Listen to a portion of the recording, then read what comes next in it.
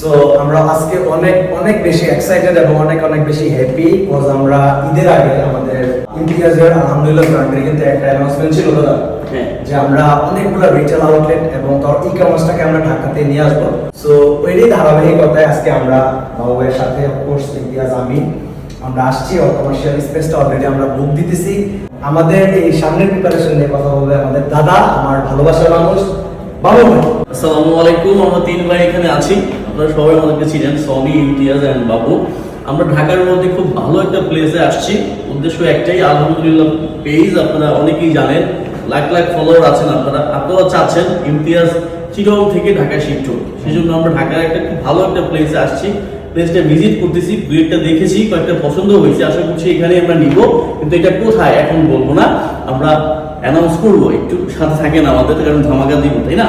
আর ইমতিয়াজ এখানে আছে, ইমতিয়াজ কিছু বলবে, কিছু বলেন। আমার যারা অডিয়েন্স আছে সবাই চায় আমি ঢাকাতে আসি।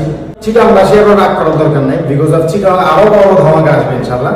সো দোয়া করবেন যে এই প্লেসটা আমরা সিলেক্ট করেছি, এই প্লেসটা একেবারে আপনাদের পছন্দের একটা প্লেস, ইজি প্লেস, যেখানে খুব সহজে আসতে পারবেন, এসে দেখে শুনে শপিং করতে পারবেন। পার্কিং সুবিধা থাকবে, 3টা লিফট আছে আমাদের, অ্যাভেলেবল স্পেস আছে ইনশাআল্লাহ। আরেকটা জিনিস বাকি আছে, 24 ঘন্টা সার্ভিস, 24 ঘন্টা সার্ভিস। আমি একটু অ্যাড করি, বেসিক্যালি আমরা প্ল্যানিং করছিলাম তাদের সাথে আমাদের লাস্ট 2 ইয়ার্স প্ল্যান ছিল যে আমরা এট এ টাইম 10টা আউটলেট ওপেন করবো সারা বাংলাদেশে।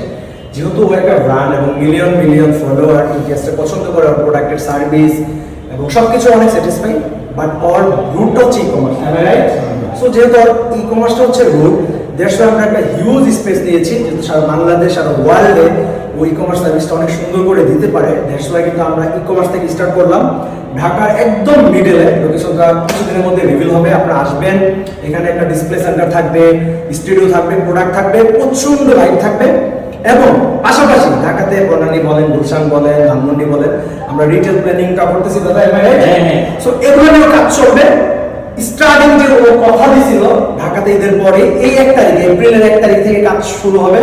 আপনারা কুরবানির ঈদ বলেন, সামনে উইন্টার বলেন, আলহামদুলিল্লাহ পাশে থাকবেন, দোয়া করবেন। আসসালামু আলাইকুম। লাস্ট কথা হচ্ছে প্লেসটা কোথায় হতে পারে কমেন্ট কমেন্ট করে